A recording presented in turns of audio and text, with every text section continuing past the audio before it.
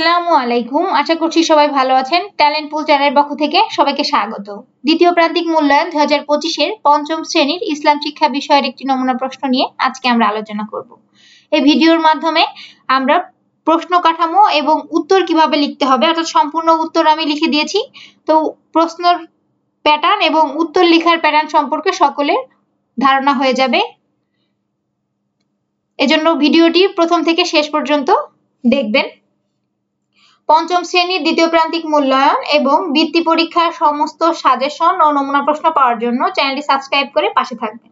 তাহলে আমরা দেখব পঞ্চম শ্রেণী বিষয় ইসলাম শিক্ষা, সময় 2 ঘন্টা 30 মিনিট, পূর্ণমান 100 নম্বরের পরীক্ষা। এক দাগ বহু নির্বাচনী প্রশ্ন, এখানে 10টি প্রশ্ন থাকবে, প্রতিটিতে 1 নম্বর করে, 10টির জন্য 10 নম্বর। এক সালাতের আরকান কয়টি? 5টি, 7টি, 8টি, 15টি। উত্তর কি হবে?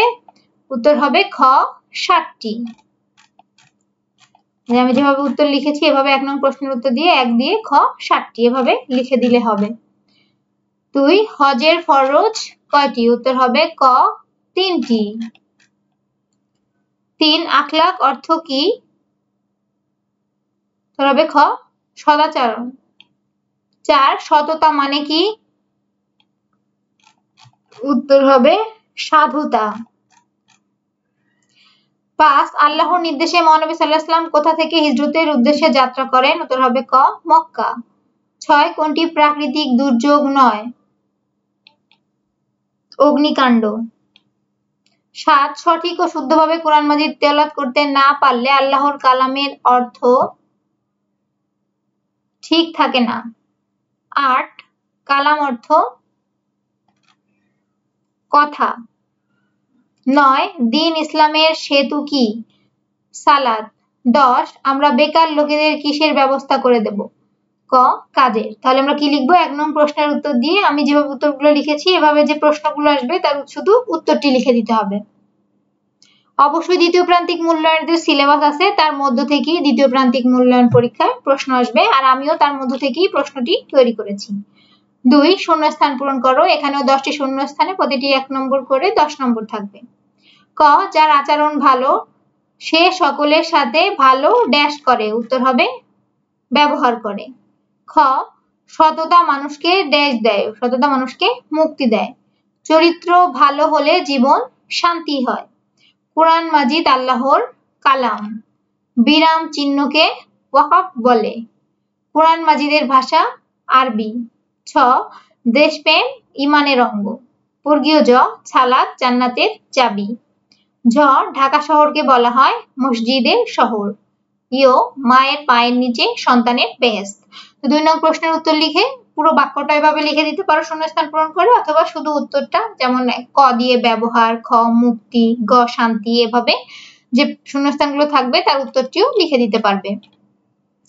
3 দাগে আসবে শুদ্ধ অশুদ্ধ নির্ণয় করো, এখানেও 10টির জন্য 10 নম্বর। ক চরিত্র ভালো হলে জীবন সুন্দর হয়। শুদ্ধ অশুদ্ধ আমরা কিভাবে বুঝবো? যদি বাক্যটি সঠিক হয় তাহলে লিখবো শুদ্ধ, আর যদি ভুল হয় তাহলে লিখবো অশুদ্ধ। চরিত্র ভালো হলে জীবন সুন্দর হয়, তাহলে এটা হচ্ছে শুদ্ধ। তাহলে আমরা 3 নং প্রশ্নের উত্তর লিখে ক লিখে লিখবো শুদ্ধ। খ আল্লাহ তাআলা ক্ষমা করা অপছন্দ করেন। অশুদ্ধ। গ কুরআন মাজিদ মহানবী সাল্লাল্লাহু আলাইহি ওয়াসাল্লামের কালাম। অশুদ্ধ। ঘ শুদ্ধভাবে কুরআন মাজিদ তেলাওয়াতের নিয়মকে তাজবিদ বলে। শুদ্ধ। ও সূরা কাফিরুনের আয়াত সংখ্যা 6টি। শুদ্ধ।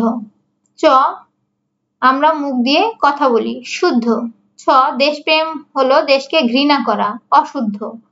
জ শ্রম অর্থ বিশ্রাম। অশুদ্ধ। ঝ কালাম অর্থ বাণী। শুদ্ধ। ইয় কুরআন মাজিদের ভাষা বাংলা। অশুদ্ধ। তো আমরা 1 নং প্রশ্নের উত্তর লিখে শুধু যে দাগে যা হবে সেটা লিখে দিব, ঠিক আছে?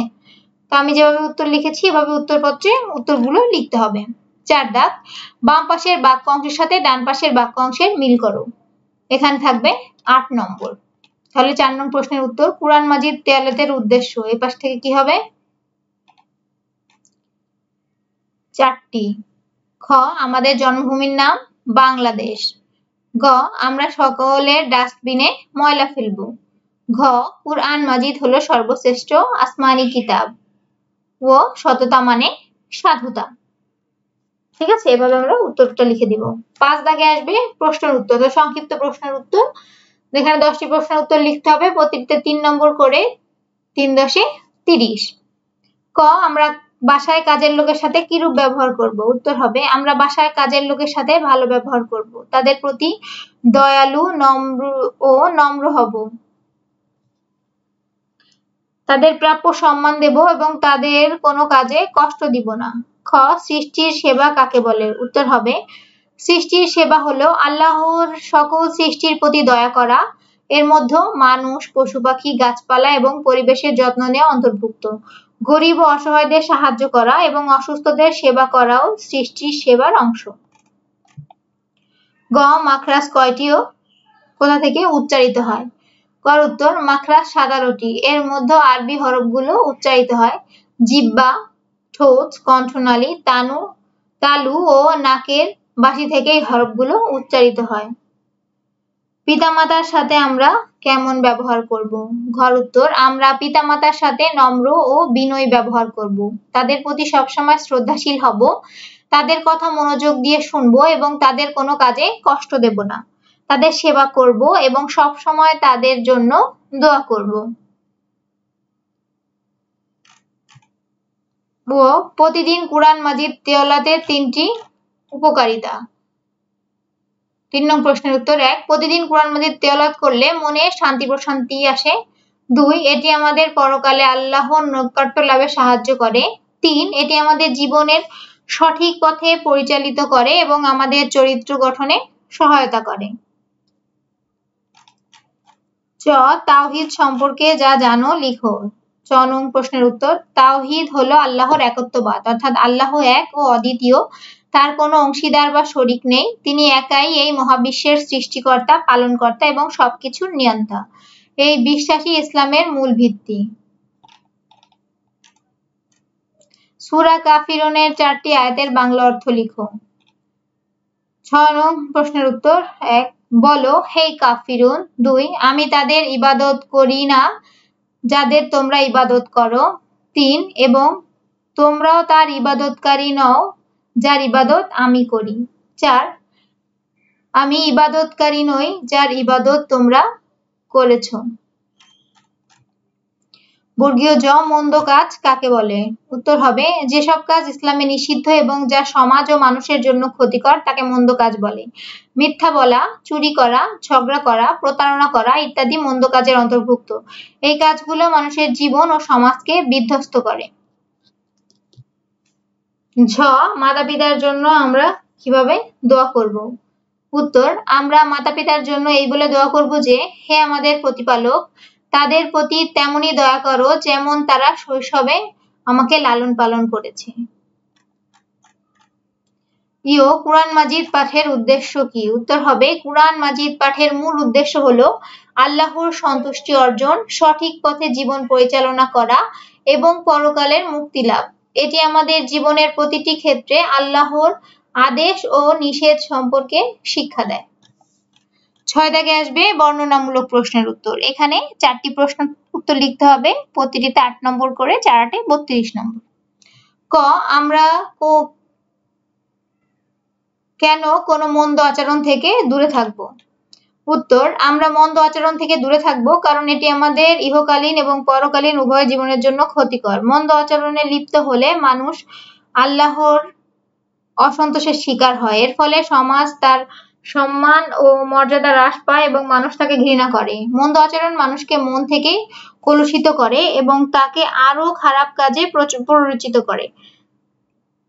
এটি সুন্দর, শান্তিপূর্ণ, সফল জীবনযাপনের জন্য মন্দ আচরণ বর্জন করা অপরিহার্য। খ, আমরা ভালো কাজে কিভাবে সাহায্য করব? আমরা বিভিন্ন উপায়ে ভালো কাজে সাহায্য করতে পারি, যেমন অন্যকে উৎসাহিত করা। ভালো কাজের জন্য অন্যের প্রশংসা ও উৎসাহ দিয়ে আমরা তাদেরকে আরো ভালো কাজে অনুপ্রাণিত করতে পারি। সরাসরি অংশগ্রহণের মাধ্যমে কোনো ভালো কাজ, যেমন দরিদ্রের সাহায্য করা, বৃক্ষরোপণ অভিযান বা পরিষ্কার পরিচ্ছন্নতা কার্যক্রমে সরাসরি অংশগ্রহণ করে আমরা সমাজের উপকারে আসতে পারি। আর্থিক সহায়তা দিয়ে, যদি আমাদের সামর্থ্য থাকে তবে আমরা ভালো কাজে আর্থিক সহায়তা দিতে পারি, যেমন কোনো দাতব্য প্রতিষ্ঠানে দান করা। জ্ঞানের মাধ্যমে, আমরা ভালো কাজের গুরুত্ব সম্পর্কে অন্যদের জ্ঞান দিতে পারি, তাদের মধ্যে সচেতনতা বৃদ্ধি করতে পারি। গ হযরত উমর রাদিয়াল্লাহু তাআলা আনহু-এর সততার পরিচয় দাও। হযরত ওমর রাদিয়াল্লাহু তাআলা আনহু সততা ও ন্যায়পরায়ণতার এক উজ্জ্বল দৃষ্টান্ত ছিলেন। তিনি যখন খলিফা ছিলেন তখন রাষ্ট্রের সম্পদকে নিজের ব্যক্তিগত সম্পদ মনে করতেন না। একবার তিনি রাতে জনগণের অবস্থা দেখতে বের হয়েছিলেন। পথ চলতে চলতে ক্লান্ত হয়ে তিনি একজন রাখালের কাছে গিয়ে ঘুমিয়ে পড়েন। এ সময় তিনি রাখালের খাবার থেকে কিছু অংশ গ্রহণ করেননি, কারণ তিনি মনে করতেন যে এটি রাষ্ট্রীয় সম্পত্তি। তিনি রাতের আঁধারে পিঠে আটার বস্তা নিয়ে এক দরিদ্র বিধবার বাড়িতে গিয়েছিলেন, কারণ তার ঘরে খাবার ছিল না। এই ঘটনাগুলো তার সততা ও জনগণের প্রতি তার দায়িত্ববোধের প্রমাণ।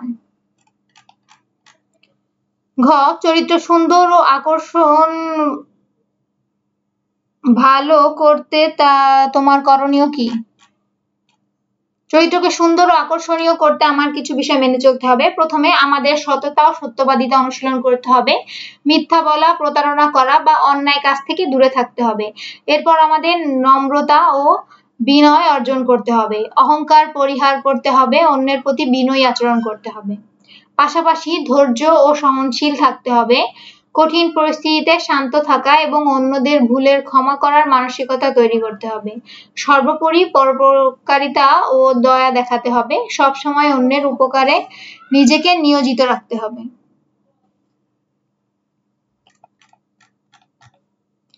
ও কোরআন মাজিদ বুঝে তিলাওয়াত করলে কি কি বিষয় জানতে পারবো তার তালিকা তৈরি করো। উত্তর, কোরআন মাজিদ বুঝে তিলাওয়াত করলে আমরা যেসব বিষয় জানতে পারবো: সৃষ্টিকর্তার পরিচয়, গুণাবলী, আল্লাহর ক্ষমতা, দয়া, ক্ষমা, অন্যান্য গুণাবলী সম্পর্কে, জীবনের উদ্দেশ্য, মানব জীবনের মূল লক্ষ্য, দায়িত্ব সম্পর্কে, ভালো মন্দ কাজের পার্থক্য, কোন কাজগুলো করলে আল্লাহ খুশি হন এবং কোনগুলো করলে তিনি অসন্তুষ্ট হন, নিয়ম কানুন ও আইন, ইসলামের সকল বিধান ও আইন কানুন সম্পর্কে যা আমাদের জীবনকে সঠিকভাবে পরিচালনা করতে সাহায্য করে। নবী রাসূলের কাহিনী, পূর্ববর্তী নবী রাসূলদের জীবন ও তাদের সংগ্রাম সম্পর্কে।